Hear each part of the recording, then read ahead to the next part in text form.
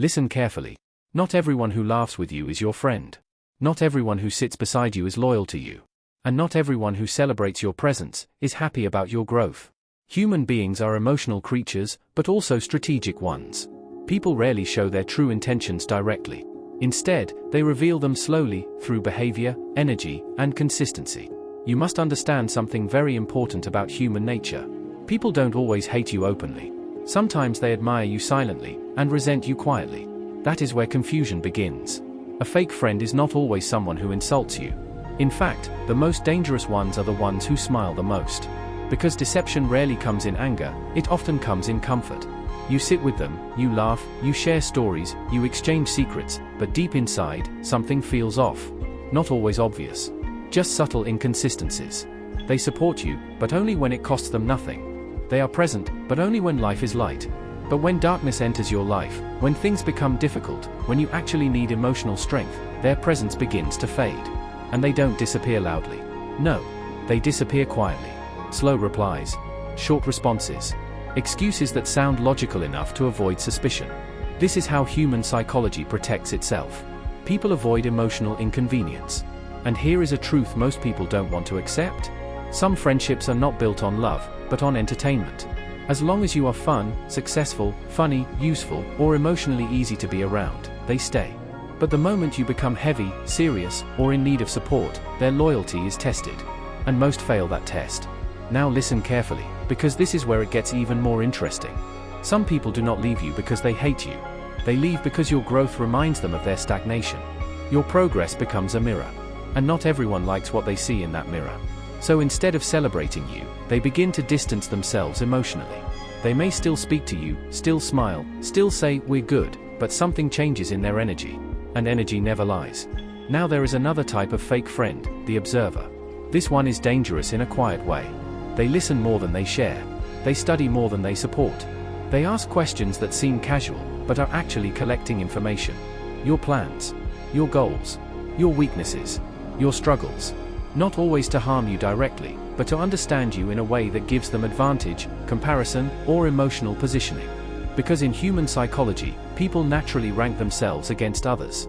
Even friends. And sometimes what looks like interest is actually evaluation.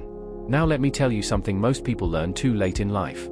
A real friend feels safe in your silence. A fake friend feels uncomfortable in your growth. Real friendship is not loud. It is stable. It does not fluctuate based on your success or failure. It remains steady when your life is not interesting. That is rare. Now, let's talk about something people don't notice at first. Fake friends often reveal themselves through emotional imbalance. When something good happens to you, watch their first reaction. Not their words, their delay before words. A real friend reacts instantly with joy. A fake friend needs time to adjust their expression. Because internally, they are processing comparison. Another hidden sign is selective availability. They are available when they need something from you, but unavailable when you need something from them. And the interesting part is, they will always have a reasonable excuse. That is why fake friendships survive so long. Because they are not obviously toxic. They are just slightly inconsistent. Now here is the deeper truth. Not all fake friends are evil. Some are just emotionally immature. Some are insecure. Some are lost themselves. But regardless of intention, the effect is the same. They drain your emotional stability slowly. Not violently. Not suddenly. But gradually. Like a leak in a tire you only notice when the journey becomes harder. Now let me give you a powerful principle. Pay attention to patterns, not moments. Anyone can be nice for a moment. Anyone can support you when it's easy. But consistency reveals truth. How do they act when you succeed? How do they act when you struggle? How do they act when they gain nothing from you? That is where truth lives. And here is something even deeper. Sometimes the hardest part is not discovering fake friends. It is accepting that you ignored the signs for a long time because you valued the connection more than the reality. Humans often choose comfort over truth. We stay in relationships that feel familiar, even when they slowly drain us. Because loneliness feels scarier than dishonesty. But over time, self-awareness grows. And when it grows, you begin to see people clearly, not emotionally, but realistically. And that is when your life changes. You stop chasing everyone. You stop over-explaining yourself. You stop trying to earn loyalty from people who were never truly invested.